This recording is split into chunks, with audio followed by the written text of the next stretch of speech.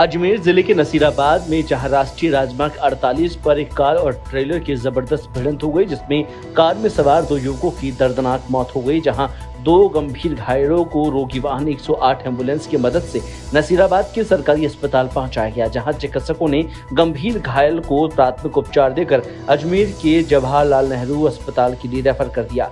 वहीं इन दोनों गंभीर घायलों की हालत अभी नाजुक बताई जा रही है।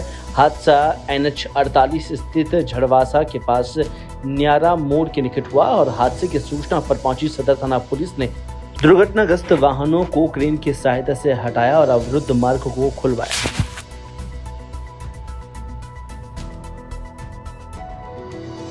अलवर जिले में प्रधानमंत्री नरेंद्र मोदी की एक पेड़ मां के नाम वाली योजना उल्टे मुंह गिरती नजर आ रही है, जबकि यहां अलवर सांसद और विधायक दोनों ही वन और पर्यावरण विभाग के मंत्री हैं। वे लगातार पेड़ लगाने का जनता से आग्रह कर रहे हैं। वहीं जिला प्रशासन भी इस योजना को सफल बनाने में राजस्थान सरकार की ओर से कोई कसर नहीं छोड़ रहा है, लेकिन शायद ये सब मीडिया में प्रकाशित कराने के लिए ही है, क्योंकि इसके विपरीत अलवर में लगातार पीपल के हरे पेड़ों की अंधाधुंध कटाई हो रही है। अधिकारी कार्रवाई के नाम पर जांच करने लगे हैं और उनके इस जांच के चक्कर में दर्जनों पेड़ धराशायी हो गए हैं और उनकी लकड़ी बेची जा रही है। अधिकारी इस मामले की जांच कराने की फिराक में है, जबकि जांचकर्ता पटवारी पर ही ग्रामीणों ने मिलीभगत का आरोप लगाया है। निश्चित रूप से इस समय केंद्र सरकार और राज्य सरकार मिलकर के एक पेड़ मां के नाम अभियान का संचालन कर रही है और सभी की मॉरल ड्यूटी भी बनती है कि वृक्षारोपण के इस अभियान में भागीदार बने। अभी जैसा कि आपने ये तथ्य मेरे संज्ञान में लाया है कि पटवारी के द्वारा अपने दायित्व का निर्वहन नहीं किया गया और मौके पर अगर पेड़ काटने की परमिशन तहसीलदार के द्वारा जारी की गई थी तो मौके पर उपस्थित रह करके उनको उस अनुमति के अनुसार कार्रवाई की जानी थी। अब इस प्रकरण के अंदर पूरा आपने मामला संज्ञान में लाया है, तहसीलदार को कह करके इसमें जांच करवाई जाएगी और दोषी पटवारी के विरुद्ध नियमानुसार कार्रवाई होगी। बारां जिले की छिपाबड़ोद में श्री सिद्ध महाकालेश्वर मंदिर समिति के तत्वाधान में कांवड़ यात्रा निकाली गई। इस दौरान यात्रा में सैकड़ों महिलाओं और पुरुषों ने भाग लिया।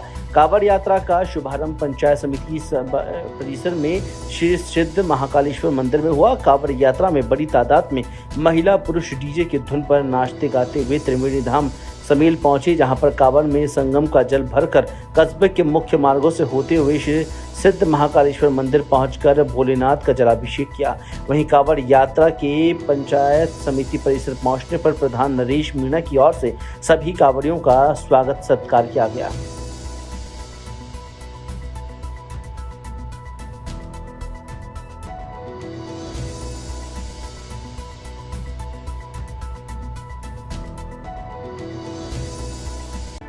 अलवर ACB कोर्ट द्वारा रिश्वत के आरोपी पुलिसकर्मी प्रमोद कुमार को दोषी करार देते हुए 4 साल का कारावास और 10,000 रुपए का जुर्माना किया गया। ACB कोर्ट की विशिष्ट लोक अभियोजक शारदा गोयल ने बताया कि ACB कोर्ट के न्यायाधीश अरुण कुमार मेरीवाल के तत्कालीन कांस्टेबल प्रमोद कुमार को दोषी सिद्ध करते हुए 4 साल का कारावास और 10,000 रुपए का जुर्माना दंडित किया है। परिवादी भूप सिंह ने दिनांक 2/6/10 को ACB अतिरिक्त पुलिस अधीक्षक समय इस आशय का पर्चा बयान दिया कि दिनांक 9/5/2010 को उसके गांव के किसी व्यक्ति ने उसके खेत में हरियाणा ब्रांड की शराब दबा दी थी, जिसे पुलिस थाना मालन थाना इंचार्ज अशोक कुमार खत्री व सिपाही प्रमोद पकड़कर थाना मालन ले गए और उसके विरुद्ध मुकदमा लगाकर थाने बंद कर दिया था। फिर दिनांक 22/5/10 को उसकी न्यायालय में जमानत हो गई। उसके बाद प्रमोद सिपाही उसके घर पर आया और उसके विरुद्ध कार्रवाई नहीं करने व जल्दी चालान पेश करने के एवज में 10,000 रुपए की मांग की तथा मांग के दौरान 1,500 रुपए प्राप्त कर लिए। प्रमोद कुमार को शक हो जाने पर इस प्रकरण में ट्रैप कार्रवाई सफल नहीं हो पाई, लेकिन अभियुक्त प्रमोद कुमार द्वारा रिश्वत राशि की मांग किए जाने व मांग के दौरान रिश्वत राशि प्राप्त करने के आधार पर मुकदमा दर्ज किया गया और अनुसंधान किया। बाद अनुसंधान आरोप प्रमाणित पाए जाने पर न्यायालय में आरोप पत्र पेश किया, जिस पर न्यायालय द्वारा आज दिनांक 5/8/24 को निर्णय पारित करते हुए उक्त सजा से दंडित किया गया। न्यायाधीश श्री अरुण कुमार बेरीवाल द्वारा ACB अधिनियम की धारा 7 व 13 1D के अंतर्गत तत्कालीन कांस्टेबल थाना मालदह जिला अलवर में पदस्थापित अभियुक्त प्रमोद कुमार को दोष सिद्ध करते हुए धारा 7 में 4 वर्ष के कठोर कारावास से एवं 10,000 रुपए के जुर्माने से व धारा 1D में 4 वर्ष का कठोर कारावास व 10,000 रुपए से दंडित किया गया। भीलवाड़ा के आसीन में किसान दलित आदिवासी महासम्मेलन का आयोजन हुआ और इस दौरान राणा पुंजा सर्किल से वाहन रैली निकाली जो मुख्य बस स्टैंड तक पहुंचकर सभा में शामिल हुई। संदीप चावला ने बताया कि दलित और आदिवासियों पर हो रहे अत्याचारों के खिलाफ आसीन में बाबा साहेब भीमराव अंबेडकर की मूर्ति लगाने के संबंध में सभा और महारैली का आयोजन किया गया, जिसमें आसीन क्षेत्र के किसान दलित आदिवासी समुदाय के लोग शामिल हुए।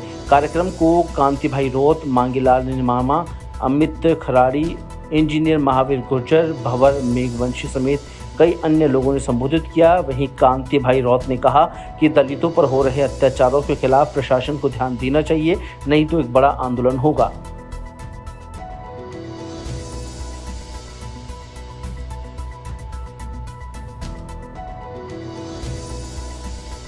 दलित, किसान, ओबीसी, मजदूर और आपका माइनॉरिटी समाज, सभी समाजों का एक सम्मेलन था। खास करके अभी एक बाबा साहब अम्बेडकर की मूर्ति को जो 5-6 सालों से उनको रखा है ताक के अंदर, उसके लिए था।